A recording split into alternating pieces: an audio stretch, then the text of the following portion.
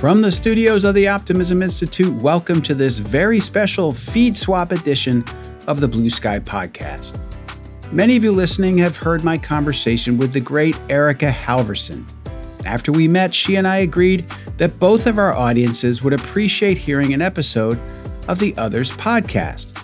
So my Blue Sky interview with Vanessa Cooksey of the Regional Arts Commission of St. Louis has dropped in the Arts Educators Save the World feed, and now it's our turn. And we have picked a great one. It's Erica's interview with Jonathan Groff, award-winning actor and star of the Broadway show Hamilton, the animated film Frozen, and many more that you'll learn about soon. I love Erica's format, with artists like Jonathan being joined by teachers and mentors, and here it's a teacher from Jonathan's elementary school. And this was one of my very favorite of her episodes. So here we go, and I hope you enjoy this conversation with Erica Halverson and Jonathan Groff as much as I did. It's a real paradox. It's probably why it's so hard and special to find teachers that can hold both of those things, which is challenge and joy, and how they speak to each other, and how that's the only way to grow. Mary Poppins says, in every job that must be done, there is an element of fun. You find the fun and snap the job's a game. And that is the key to life. This is Arts Educators Save the World, where successful artists and their mentors talk about how arts education transformed their lives.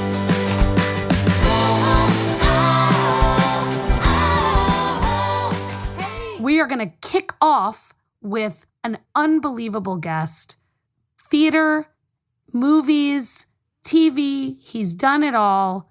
Jonathan Groff is such a gem of a human being, and he and his elementary school music teacher, Linda Tuff, gave us a delightful hour of their time where I could not believe how many specific memories they had of their work from 30 years ago. Jonathan is so connected to those early experiences in the arts as the foundation for his life as a learner.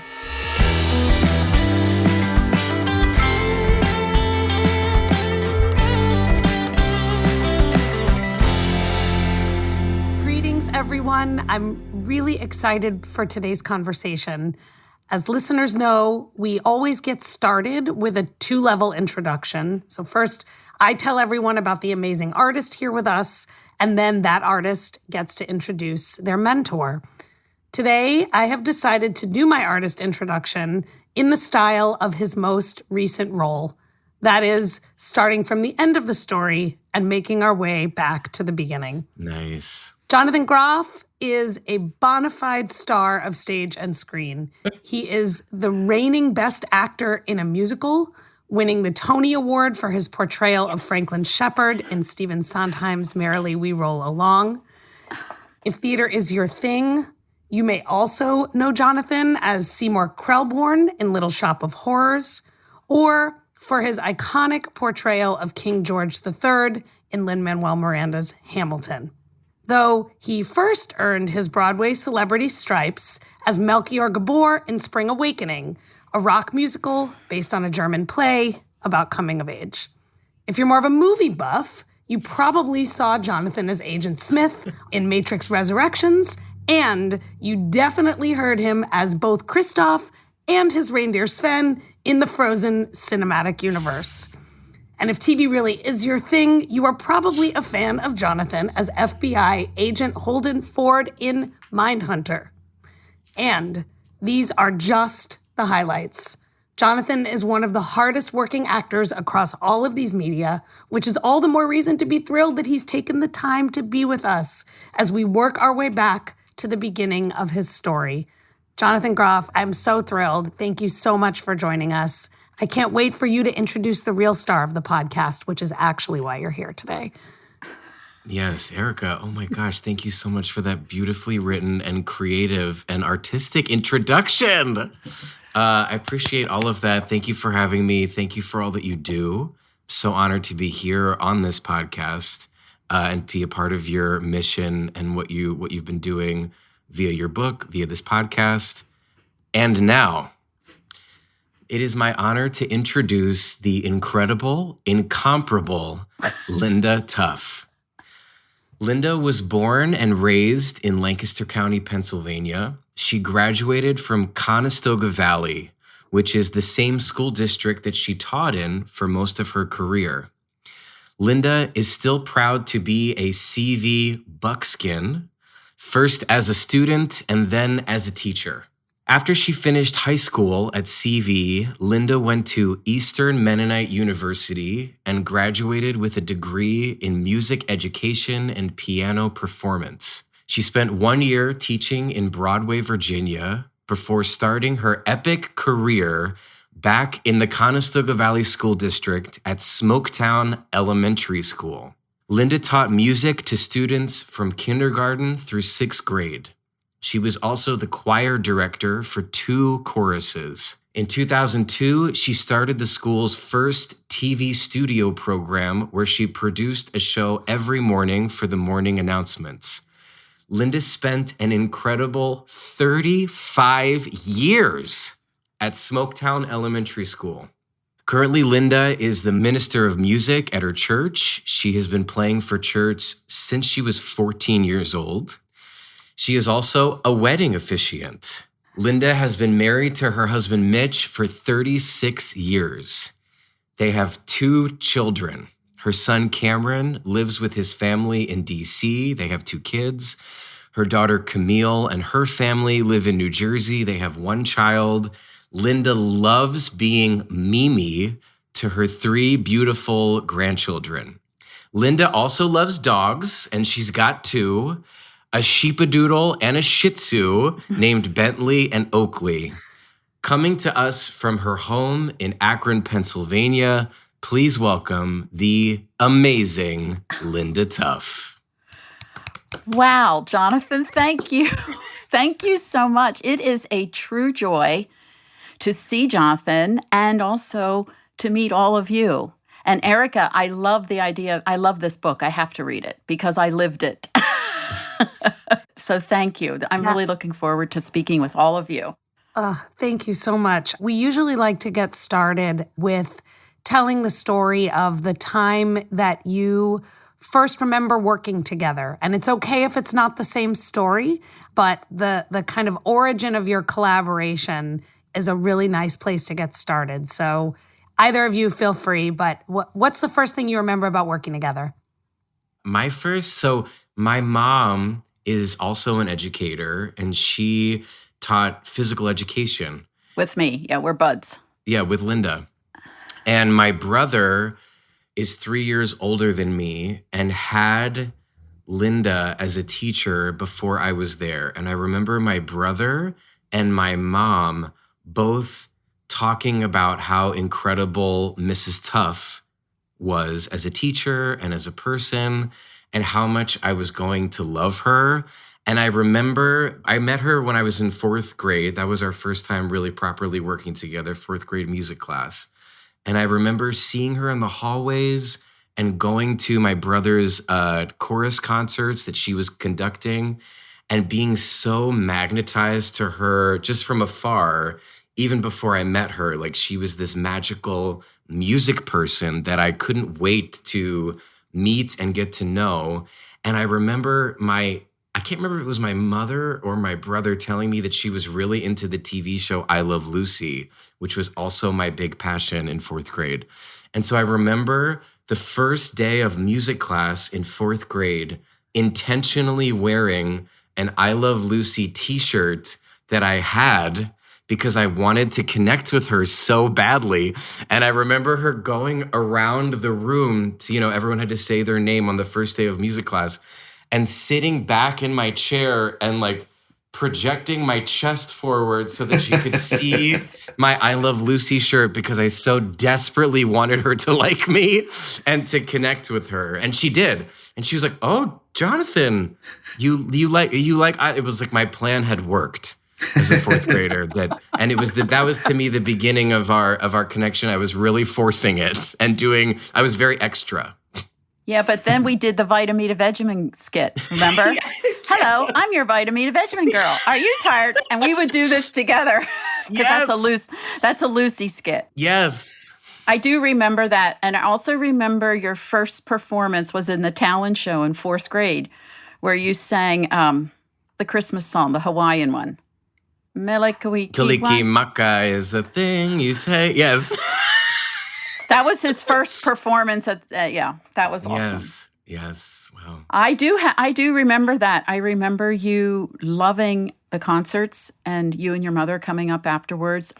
My chorus didn't just sing. We did a lot of movements. We did songs that were upbeat and got the kids really involved because that's what I wanted to have them do, to love chorus, not be bored up there. Then I was waiting for him to come into my class. At this time, I was part-time teaching because my children were babies. And so I didn't have Jonathan from kindergarten on up, which I wish I would have. But so I started with him in 4th grade. It was a remarkable 3 years. He's amazing. I mean, you have a student that comes in, and I love them all, but I really loved having Jonathan in my class. And then I knew his mom so well, and Jonathan just loved learning. He loved everything we did. And of course, he was mega talented. I don't know. It's his wonderful personality. He was down to earth, even as a 4th grader. And I loved having him. And I remember 6th grade graduation. You and Jean and Barrett came back to my classroom after the ceremony was over. And do you remember we just sat in there and we almost cried together because that was it. He was leaving me. I was so sad, but I had a great 3 years. And when we had many performances together, many, and I just loved being his teacher. I loved it. I feel like I want to cry even just like talking about all this. And I want to say one quick thing is that like you say that I loved learning, but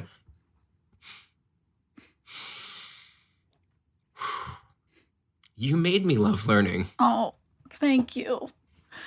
Thank you so much. Because you did love it. You did. You loved learning and you had that special spark.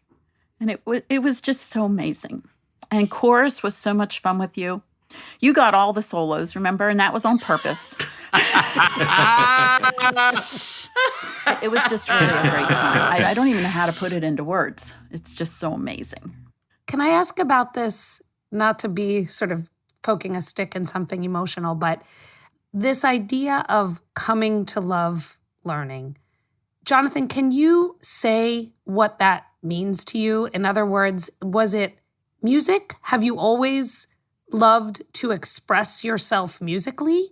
Or was it the way that Linda engaged you as a 9-year-old person with music?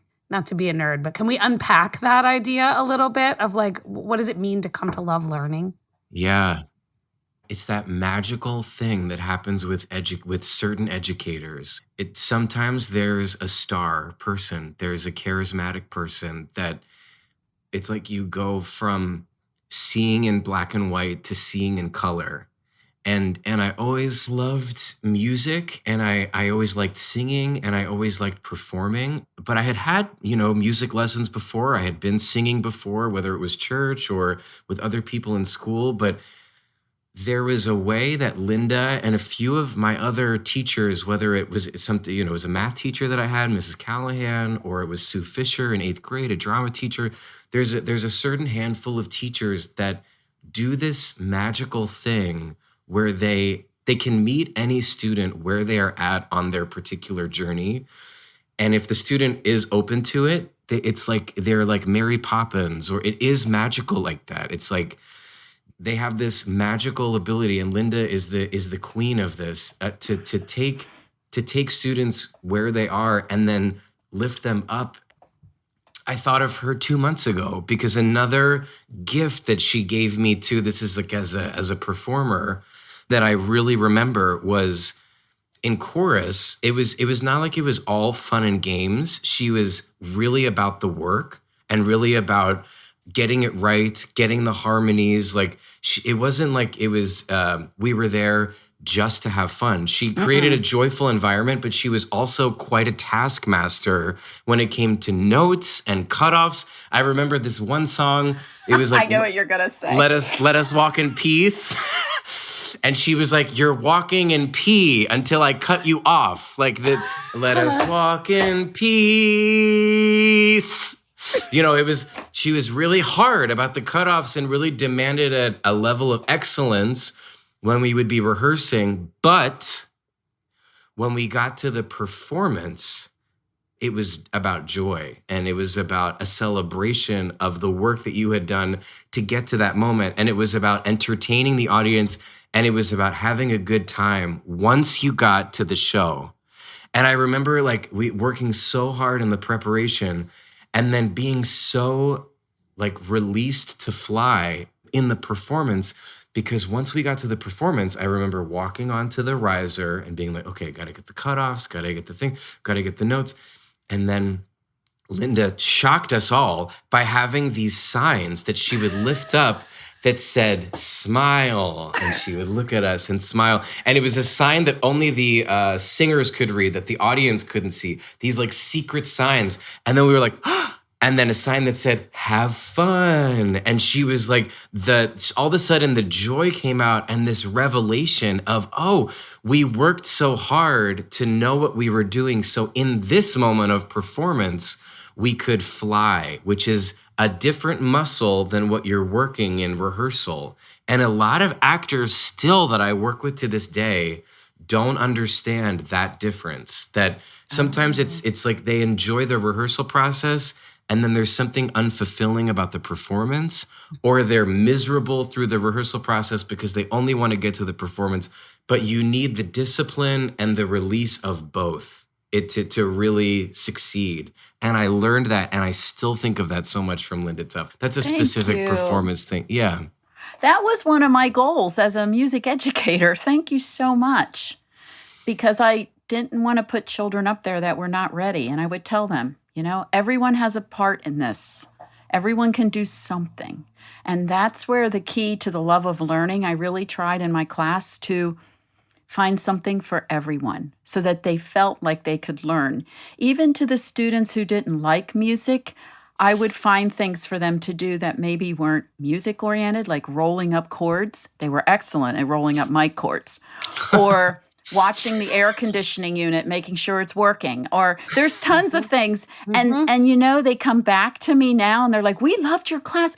You let me roll up chords. I'm like, well, thank you for rolling them up, because I hate doing that. So it's like, there's so many things. And those students also would run the lights at the performances, or hook up the mics, or move those heavy choral risers. There's something for everyone. And my goal was, because I had these kids, you know, year after year, and my goal was that when they look back at music, they remember I learned in there, but I also felt that I was something in there and I had some kind of success, because maybe their day was horrible up until then. Maybe their home life is a problem, but I wanted them to feel like you're welcome here and you can enjoy yourself here. But I control the fun. That's yeah. And let me just say, as someone, I'm here visiting a friend. I got to see her show. Her incredible singer. Got to see her show last night. And after the show, I wrapped up all the chords for them. So I want to thank you, as someone who would have been a chord rapper. Thank you from all of them as well. They You're appreciate very it. welcome. I can guarantee. And to me, it was just something very simple to make them feel like they can do it, because maybe they struggled in all the other subjects, and I wanted them to have success in my class. And of course, what do we want? We as a teacher, we want to have lifelong learners. That degree of learning looks different with each student. Jonathan, do you remember the show Looking Great in '98? Oh my gosh. Yes. That was a big show. Yeah, yes. I took each 5th and 6th grade class along with the phys ed teacher, and each class we picked a popular song and they did like a dance routine or like jump ropes, but your class did basketball routine. And each class came on the stage. It was a huge show and we had all kinds of props, and it was called Looking Great in '98. Because it was in 1998. And in our version, I remember we did, and this is another example of you bringing in music and involving people that maybe music wasn't their quote unquote thing that they thought they were good at. But in that performance that I really remember from 6th grade was part of that kind of talent show thing was our class. Like you said, it was basketball. To Space Jam theme. To Space Jam, which was the big movie that year. And it was like everybody, I'm not good at basketball, but it's music, so I can throw a basketball on the beat. And it was this fusion, you and Lori Greiner, the amazing gym teacher, like bringing together physical education and music, which we think of as opposing forces. But the fact that you brought those two things together in your school was so profound and so deep. And the way that it allowed me to feel good at phys ed and allowed the kids that were good at sports to feel good at music. And the way that it brought us together as a class and as a community, and the teamwork and the amplification of everybody's talents. It's like a movie or a TV show. Like, it sounds corny, but the way that you brought those things together was so profound and so deep, and created friendships and bonds that wouldn't have happened otherwise. But that's the quality, the essential quality that I'm talking about these educators that go above and beyond, which is not your technical job requirement. It is not your job requirement to teach life. That was your choice. That was what you brought into that room and into all of our lives. That is what changes our lives and changes who we are as a world, as a society. It's like the teachers like that do that, getting paid, nothing, that are just doing that out of the goodness of their souls and hearts, it's like the most essential job. And to choose to go above and beyond is just like such a privilege to all of the kids. It's such a gift. Thank you so much. I just wanted to say one more thing. My music class was a combination of phys ed and music all the time, because we did exercises to music. I believe I'm really a big proponent of movement, and then also letting the children create movements and create routines. We did dance routines all the time that the kids created. I think that is so important. So that was a big thing as well. But more importantly, music isn't just music. They have to learn how to be good humans. That was my goal. And Jonathan is one of the best humans. I remember when he won Best Human last year. It was a really nice award. That was must have been good. He deserves it. He definitely deserves it. Did you learn all these things in teacher school, or no? No. Great question. Okay. Well, you mean I learned the academic behind teaching music and being an educator, because when you're in music ed, you also have to take all the education classes. I learned, and then with piano performance, of course, I honed my skills to the best they will ever be. And then, of course, in student teaching is when you're in the trenches now. Now it's like, now here we go.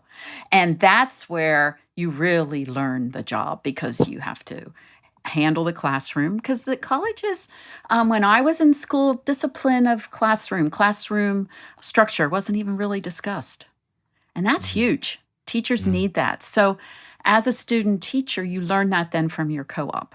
And then when I became a teacher, I would teach my student teachers about classroom structure. But I learned through experience, and you learn what works and what doesn't. And not everything works for every single child or every single class. The one thing about teaching is it's never boring.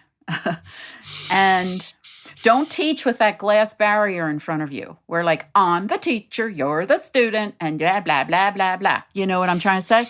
You got to get in there with them and get to know them as people, and get to their level. And then they learn. And that's what your job is. I think it's so fascinating to hear you articulate sort of how you came to be the kind of teacher that you are, because, so many of the things that Jonathan mentioned, for example, having a culture of high expectations, right? Which is a sort of fancy version of what I heard you saying around like, no, we're not just singing songs for fun. Like, we're learning to be a practicing choir that has particular qualities that make it a good version of what it is, right? So having a culture of high expectations, connecting to the cultural assets that kids bring with them into the classroom. This kind of, what I would call, well, I wouldn't call it this, what scholars would call kind of legitimate peripheral participation. What I would call like, there's lots of jobs you can do in art making and all of them are important. Like all of these features are things that I try to teach as a teacher of teachers, but is very hard to articulate outside of the context of actually doing it. So hearing you say like, yeah, you can kind of learn the academics of it, but it's not until you're in front of a group of kids that you mess your way through some of those strategies. Well, sort of. I do remember in college, my one education professor, she would have a Sunday night get-together at her house. And it was just snacks and stuff. And she was the education professor.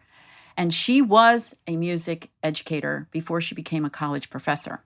So that's where I learned a lot of real life, like she would say, tell us about her experiences. And she would tell us, what works and what doesn't. And that was so helpful, rather than always learning about the history of education. And I mean, I know that's important too. I'm not saying it's not, but it's really important to be able, you have to be able to teach students. And in order to do that, you have to have some kind of structure so they listen.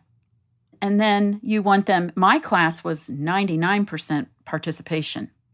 I didn't do take notes, here's a book, read this, blah, blah, blah. No, we were all about doing. So since it was such an active classroom, the expectations had to be there. So I included the children in actual classroom rules. Like, what would you like to see in this classroom? And those are the rules that we would follow. And it wasn't a long list. You kept it to 3.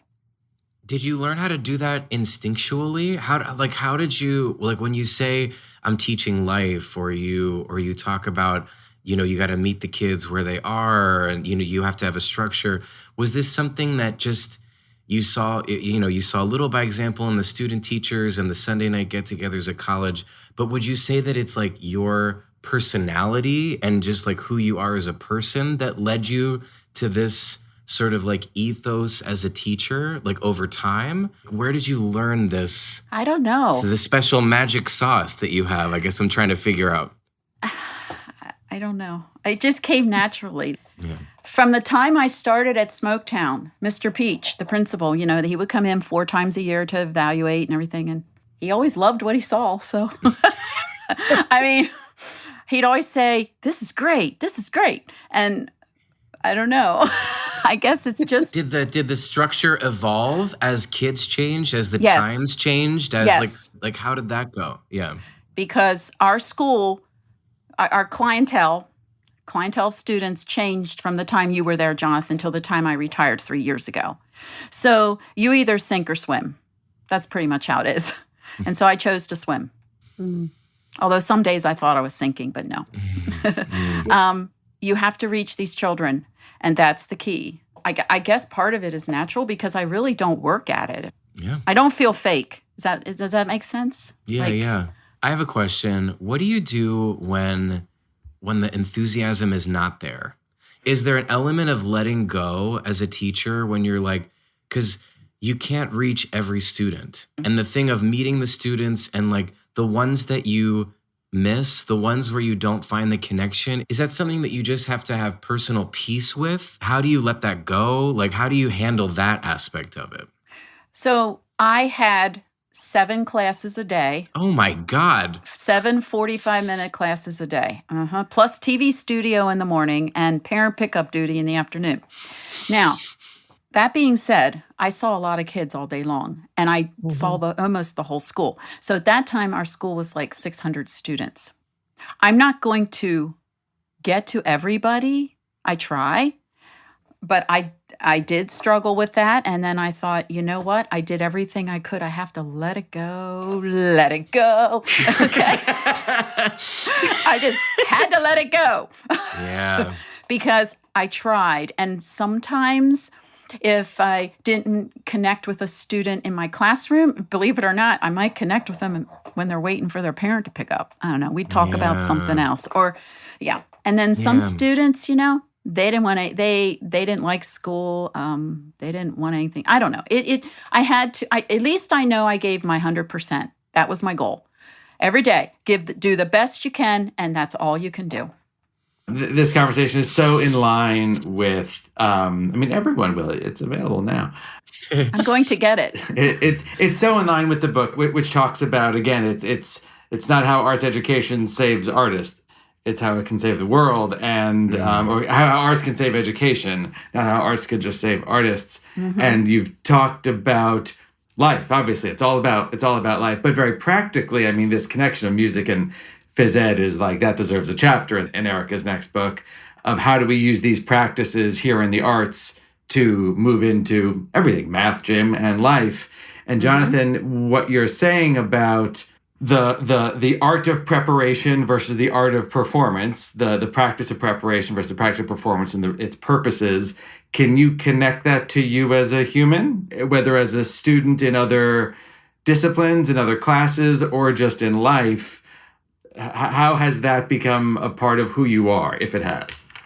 Oh my God, it's everything. Yes, it's this balance, and it's an impossible balance to be perfect at. But it's this attempt to be intentional and be hardworking and have goals, have focus, have a path forward, have a plan of where you want to be, and then releasing that plan and knowing that, it's like we make plans and God laughs, or whatever the famous saying is of like, it's that idea of rehearsal versus performance is so universal because we all rehearse our lives. We might even rehearse what we're going to do this morning. And where are we going? You're getting in your car to go somewhere, you're meeting a friend, you're having a plan about what is going to happen. And then of course, every moment of every day is not how we planned it. So it's impossible balance of preparation meeting reality, but that this kindness with yourself of you're in the performance and it's not going to be perfect.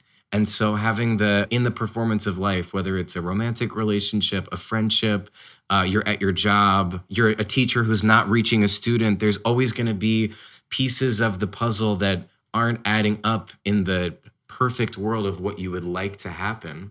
But having breathability, having joy, like Linda would lift the sign, smile. Linda would lift the sign, have fun. This is the grand subtext that underlays all of our best made plans and all of our desires in life is smile, have fun. At the end of the day, if you can bring that to your discipline and your hard work and manage to somehow find that brief moment where you can be both, that's something I think worth striving for in every aspect of life. May I add something there? I just remembered. Now, I've been out of school 3 years, but I can still remember what all happened. With rehearsal with the chorus, I would tell the kids when it was getting like, oh my gosh, we're not getting this, and they get frustrated. I would say, I'm frustrated too. I think it's just the action of come to where they are. Like, I'm human too. This isn't sounding good. Let's go. This is stinking right now. And so I would come to their level, but then I always would tell them, this isn't fun right now, but it's going to be fun when you get it right. Mm-hmm. And that little moment of, not to say that I was all about fun, because I wanted them to learn, but I also wanted them to enjoy it. But fun doesn't necessarily mean no structure, because that was not who I was. But fun, I'm like, when you get up on that stage, I want you to be happy with what you've done. And that's why we're putting all the work in now. And I'd always say, we're building a house, the foundation. Now we're on the first floor. Come on, let's get to this second floor. And, it's that sort of idea where meet them in the trenches with them. And I think it also is, you have to develop a trust with your students, because They had to trust me that they were going to enjoy being on that stage and they were going to have fun eventually. And then when they did, it was just it was like a light bulb went off. It was magical. It was magical just for me too. I mean, sometimes I would just want to cry at the end of songs because it was so great. But yeah.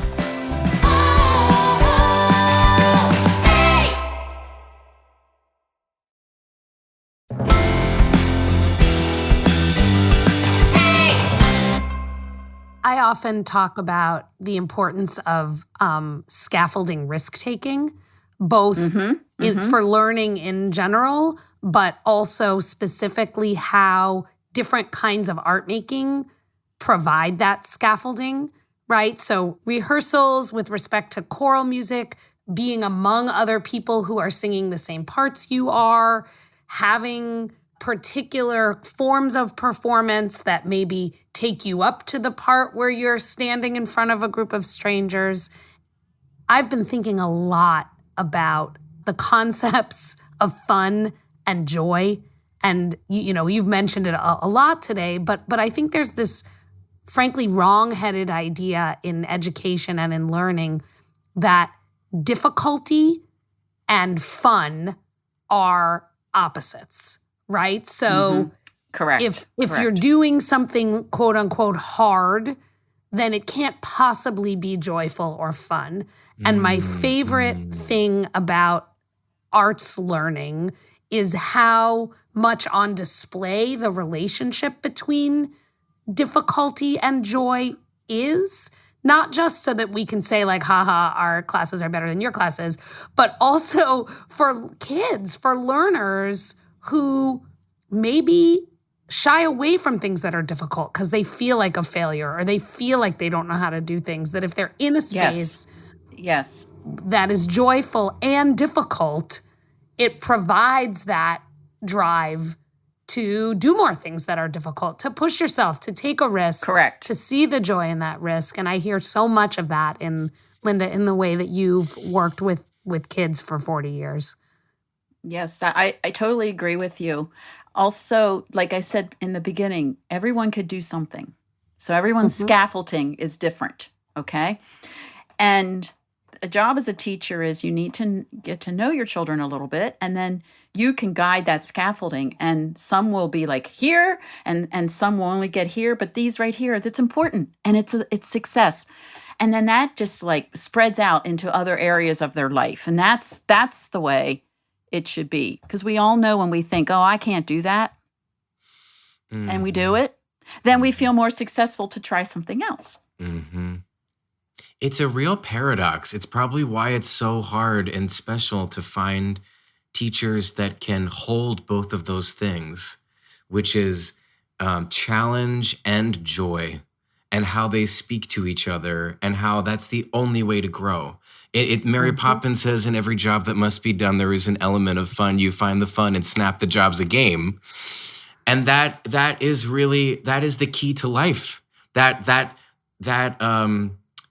meeting kids, which Linda was such an expert at, which you said in the beginning, of when you can find where each student is on their journey and give them just enough to feel challenged, but not writing them off if they quote unquote can't do something, because there's always space for some kind of growth. But it takes that teacher to comprehend that very complex idea, to unlock it in the students. It's such a profound gift and privilege to be on the receiving end of someone that's going to challenge you and celebrate you simultaneously. It's everything, and it's such a hard concept to understand. That's interesting. Yeah. Well, thank you. I tried to do that, so I'm glad I succeeded. I always tell the kids in chorus, you know what? No one's getting benched here. This isn't a sports team where you're second string, third string. You are all first string. Everybody in this chorus. And the boys, especially the boys that were really into sports, they enjoyed being in chorus, and I loved that. Because it wasn't like, chorus is just for girls. No, it was for everybody. And I would say, you're not being benched here. And then sometimes if they weren't doing what I was saying, I would be like, I really wish I could bench you, but I won't. And so again, connecting. It's all about connecting. I wonder if you all have this. I definitely, I don't want to say only get joy from the difficult things. And I guess maybe I've always thought this was an illness, but, or I guess I just learned correctly. But that is absolutely, I'm just thinking about this, maybe for the first time here on this podcast. So thank you for that. But as an artist for whom that was always true in the learning portions, it's absolutely what I look for. I can't wait to be on set doing something impossible. That's the best part. Why would you want to be anywhere else? Is that I see a lot, Jonathan? I made a lot of nodding from Jonathan. Is that true in your life? Yes, it's another paradox because I struggle with the phrase "no pain, no gain" because we don't want people to torture themselves. There can be a self-destructive aspect to like, this hurts, so it must be doing me good. And that's not always the answer, but growth is always painful. Growth is whether it's emotional growth, physical growth, there is an element of at the very least uncomfortableness, and having a teacher that can contain a space for you to feel uncomfortable and make that okay, whether that's by their support of that feeling, whether that's by hitting that note or standing in front of a group of people and having it be a success, not a failure, that can push you through that feeling of being uncomfortable. But people destroy their lives to avoid feeling uncomfortable. Yes. And feeling, I don't know if it's so far as pain, but it sometimes is also extremely painful to grow. But yeah, there's always that element in order to evolve. You're never not going to be dealt with discomfort. I really do think that some of that too is the way you are raised by your parents. Like Jonathan, your parents were realistic and they work hard at their jobs. And you saw that work ethic. And I raised my kids too. You don't give up. We're not giving up. Give up is not an option. And, sometimes parents tend to coddle too much and like, oh, that's painful, so we're not going to do that. But sometimes they need a little urging. You got to experience a little bit of the frustration, because that's when you grow. Mm-hmm. That is when you grow. You are so correct. I understand. Alec, I understand exactly what you're saying. The challenge is there and you think, but when you do it, it's like you look forward to that growth. Yes. Right. Yes. And those nerves that I had a young girl ask me the other day, like her mom actually asked on behalf of her, and she was standing there, she has stage fright, but she loves to perform. What do you say? And I just what you said, Linda, that heart racing, that shaking hand, that nervous mouth. I still get it. Me too. I get that dry mouth, that whatever. Mm-hmm. This is not something to run away from. Embrace it. Embrace it. It's a sign of growth. We're growing. This is evolution. This is a great sign. This is a green light. Again, I don't want to promote self-destruction, but when it comes to these things like nerves, anxiety, fear, uncomfort on the path to growth, these are great green flags that you are on the right path. That confusion, that discomfort, that strange feeling, that heart racing is like the 2 thumbs up that you're heading somewhere that's really exciting. Work heading past somewhere it. new. Mm-hmm. Yeah. But that's not always easy, but yes, you are correct. Work past it. You can do it. That was one of my signs that I held up too. It said, you can do it. You can do it. Yeah, I remember that one. Yep. Got that from Nike. Have any of you heard the phrase, the zone of proximal development? Linda, I might imagine you have heard that before. No? No. So the great developmental psychologist, Lev Vygotsky, who is one of the kind of foundational developmental psychologists in education, gets critiqued a lot because it turns out that most of the research he did was on his own children. So people tend to feel a little funny about making claims based on, hey, I worked with my 2 kids and here's what happened. But he had this idea that the ideal space for learning is just beyond what a kid can do independently. So the zone of proximal development is the space where you can do work that requires connection and assistance,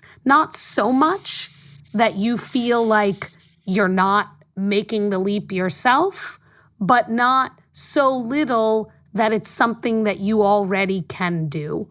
And this conversation sort of strikes me as like, how do you work in the zone of proximal development? Jonathan, I think the no pain, no gain a little bit is like, well, a lot of times when we're quote unquote out of school or not with a teacher, you feel like you have to do that yourself. And that can be really alienating to say, like, how do I push myself beyond what I'm capable of by myself, right? But a good teacher lets you kind of sit in that space of discomfort, but with the knowledge that there's assistance or there's collaboration kind of in that space. That is so well articulated. Yeah, I feel it that has a name. I didn't know it had a name. I can come up with a 50-cent name for almost anything in education. It's a gift. That's awesome. In what ways did you continue to have a relationship beyond 6th grade? And I ask that because, sometimes when we talk with artists and mentors, it's an active relationship. You all had your primary mentorship relationship between the ages of like 9 and 12. How did you continue to work together, or what ways did you think about this mentor-mentee relationship? the first one practical thing that happened that I remember, I don't know if you remember this, Linda, but Linda and I stopped being direct teacher-student once I graduated from 6th grade, and she talked about the moment where we're in the room. Sad day. Emotional. Sad Yeah, day.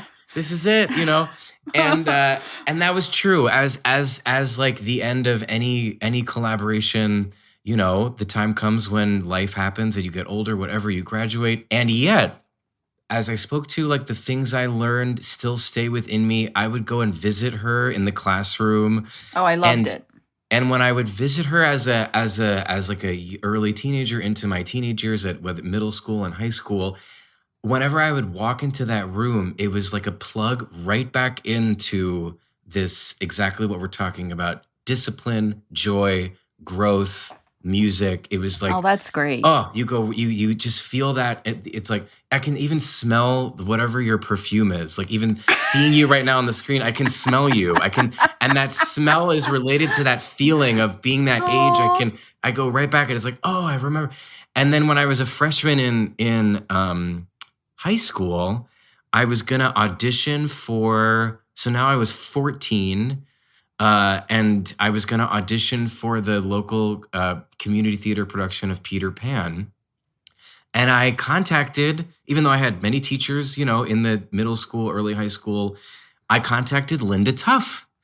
And thinking about it subconsciously, why didn't I ask a fellow student that played the piano, my current high school choral teacher, who I also really enjoyed, or my middle school choir teacher, who I also really enjoyed? I contacted Linda Tuff if I could go to her classroom and go through this song. I don't know why I chose to go against type for my first ever audition for a musical and sing "If I Were a Rich Man" from Fiddler on the Roof. But yeah. And I think there was something about I was so scared to audition. It was the first time I had ever auditioned for a musical. And I could have brought it to my high school choir teacher to help me, or the middle school.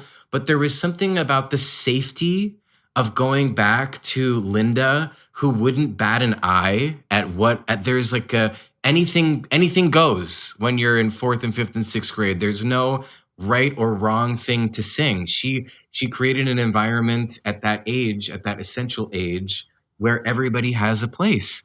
And so I think subconsciously I must have, out of like a deep fear that I was feeling of like, is this the right or wrong thing? I don't know.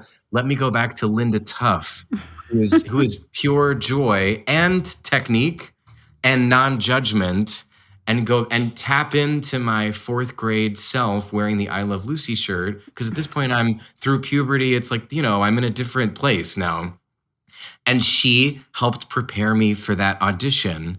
And I got Curly the Lost Boy from that audition, which was the first theatrical thing. So that was even as a young teenager, years outside of the elementary school classroom, I went back and she helped me. And then would go visit all the time through the years, and Linda's come and seen me in shows through the years, and we've stayed connected that way. And my mom and Linda taught together for many years. And we're friends. We'd go down to the farm with the horses in the pool. Yes. Also, do you remember when you had your first audition in New York City? Mm-hmm. Yep. And I had an old cassette recorder, and I think you did If I Was a Rich Man There too, didn't you? I did. Or no? You played me. I don't remember. Anyways, from the Fantastic, Soon It's Gonna Rain from the Fantastics. That's what you played. Yep. Okay. I did his accompaniment. So he goes into this audition, and I remember his mom calls me from the audition line. And I'm in school, but I took it because I knew he was having this big audition it was for Sound of Music. It was his first big thing after high school graduation. And she goes, "Oh my word, everybody has portfolios and everybody has agents. And here we stand with our little cassette tape." Yes. Practicing to your accompaniment. Yes. And Jonathan got the part. Yep. And that was the beginning. You know? I didn't go to college. I went on the road with the Sound of Music. It was a huge life-changing moment. I want to finish with a little story that is kind of an incredible wrapping for this, which is, Jonathan, I'm confirming we have never met before. Linda, we have never met before. But in the Arts Educators Save the World cinematic universe, I have to share with you that the very first episode that we did of this podcast, and essentially the foundation for it, was Alec and I went to the same elementary school. We had this elementary school music teacher who we also, Alec and I, are childhood friends of, one Robert Lopez, who is our same year. Writer of Frozen, for our audience who is not making the automatic connection. So Bobby and Alec and I had the same elementary school music teacher who changed all of our lives. Bobby wrote original music when we were in our 6th grade graduation. We sang as a chorus the song that Bobby wrote for us. And then to put the final bow on, those very first episodes also feature another Barbara Ames alum, Lin-Manuel Miranda, who is younger than Alec and Bobby and I, but also went to our elementary school and also had this elementary school music teacher who, I mean, we could do like a find replace in that interview, Linda, for some of the things you said about the ways that you thought about your work in the way that Barbara thinks about hers. And I say we've never met because I think sometimes to listeners, these feel like just so stories. Like, oh, of course, you're talking, but you all are from Lancaster, Pennsylvania. We grew up in New York City. And these ways of understanding why art making matters are so transformational for all of us as professionals, but also, Linda, to have someone like you, someone like Barbara, shape all of what is possible. And, not to be too cheesy, leads to, now Jonathan is a Tony Award-winning actor, and you can draw the lines directly. So I wanted to share that with you all as I've been kind of thinking about the magic of these relationships and these conversations and the gifts that we were all given to be, Linda, in your orbit and in Barbara Ames' orbit, and how that shapes our lives. I would love to sit down and have a conversation with her. The arts have a place, and unfortunately, as you're seeing in now, I can't speak for private education because I'm public education, but we're easy to cut. We're an easy target. We're not on the PSSA testing. We're not on the big testing. And I have spent a lot of my career fighting for our programs. And so I would say, keep up the fight. I still do. Anytime I get a chance to speak to an administrator or a school board member, I'm there. I mean, arts are so important for education. Please don't look at us as something that you can cut. It's something you should keep because we make memories. We do.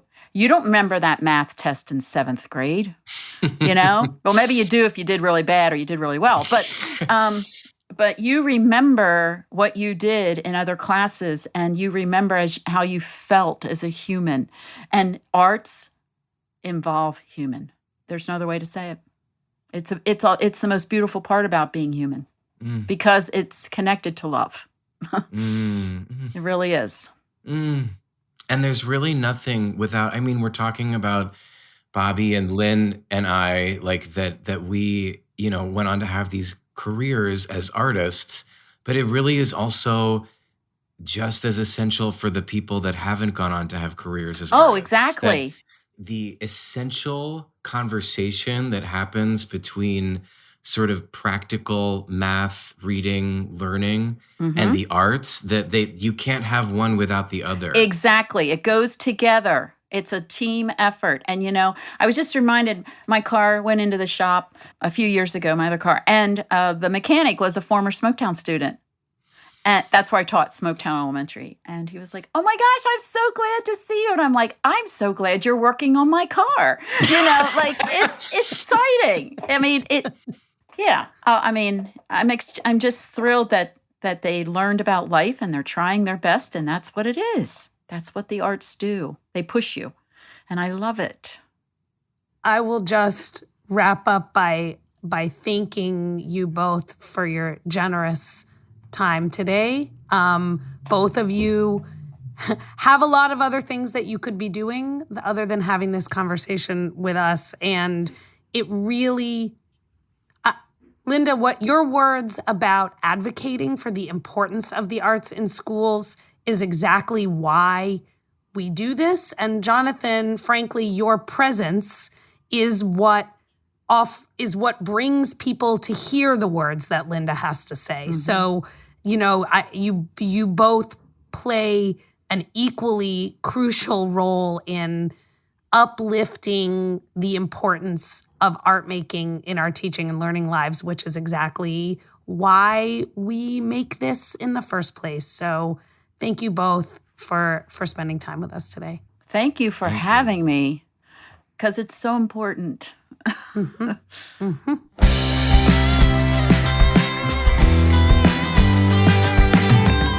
Wow, that was an amazing journey, and I am so grateful. When you talk to a person who you realize is like so incredibly successful in their art form, and yet they remain so grounded and connected to not only the people who got them there, but to the idea that it's those early learning experiences that really still continue to shape everything they do. It's just such an inspiring conversation. And, I heard kind of 3 big ideas from both Linda and Jonathan that we talk a lot about in the design of schooling experiences that we don't need to belabor, but I want to just re-highlight as we're ending our time together. One was this idea of a culture of high expectations, which Linda talked a lot about, that, making things engaging and fun for kids is not about making them easy. It's about setting a cultural understanding that what we're doing is difficult, but we're going to do it together. Second was a lot of conversation about the importance of both the process and the product of art making. And I loved Jonathan's reflection about his experiences in the professional world with, look, there's so many people who hate rehearsals and love performance. And then there's also people who love rehearsals and hate performance. And for him, the relationship between those two is a direct result of his education as an artist. And I think he even says is part of what makes him so successful, that he can move between process and product and appreciate what both of those aspects of art making have to offer him as a human being. And then the last one was this idea of meeting students where they are. You know, I would call that kind of asset-based learning. You might call it like competency-based learning, or simply working with the people who are in the room with you rather than saying, this is what we're going to accomplish regardless of who's here. And we heard that in a lot of different ways, but my favorite, because it resonates with the way I do whoop and soccer, but also, Alec, it resonated with you, was this idea that there are lots of jobs and they're all important. And part of the experience of the classroom is matching the kid to the job that is best suited to them to have a positive learning experience in the classroom. And so in the spirit of that, I have a question for you. You ready? Okay. Yes, I forgot we do this. Yes, let's do this. Let's do this. Yes, let's do it. It's been a long time. You know, brush the dust off. Oil the gears, whatever metaphor you want. Improv metaphor. What are 3 jobs in the arts that you wish you had that help get the job done? I wish I were the person who coordinates the food trucks, because everyone loves the food trucks. And so you're the hero when you bring the food trucks. 1. I wish I could do costume design, but I'm colorblind and have no taste or style. 2. So I'm not going to do that. And number 3, I want to. Let's go on. Oh, I'd like to be the lead in a big musical. I can't sing. My acting's not great. I don't have the patience for it. And no one will hire me for that. So I'm on my way. 3 things. Erica, I have a question for you, which is, it's similar in mathematics, but different in tone. What are 3 ways that listeners can connect with the show? Yeah. Well, you can go to your favorite podcast platform and follow our show. 1. Rate our show. 2. And leave a review for our show. That's 3 things. I want to be clear. Don't rate it with a 2, by the way. That was the second thing. Rate it with the highest. We don't want to tell you how to rate. You should rate the show how you want. Especially if you want to give it 5 stars. We want you to engage in the way that is meaningful and we want to you. meet you where you are and have an asset-based rating system here, which results in 5 stars. Onward together. Arts Educators Save the World is hosted by Erica Rosenfeld Halverson and produced and co-hosted by me, Alec Lev. Our executive producer is Doug Matica, and our audio producer is Justin Asher. Special thanks to our collaborators, the brilliant and talented Kate Baldwin, and our great friends at Story Pirate Studios, Lee Overtree, Benjamin Salka, and Amy Fiore. Original music is by Dan Lipton, and our artwork is by Lyra Evans. Check out our website, designed by Cole Locasio, at www.artseducatorspodcast.com. We're on Instagram at Arts Educators Podcast, and you can write to us with your questions and comments at contact@artseducatorspodcast.com. You can also find us at a place called YouTube. And wherever you're listening, please remember to subscribe, rate, and review. It really helps the show. We're proud to be sponsored in part by the University of Wisconsin-Madison and the Gibb Faculty Fellowship. Arts Educators Save the World was created by Erica Rosenfeld Halverson and Alec Lev.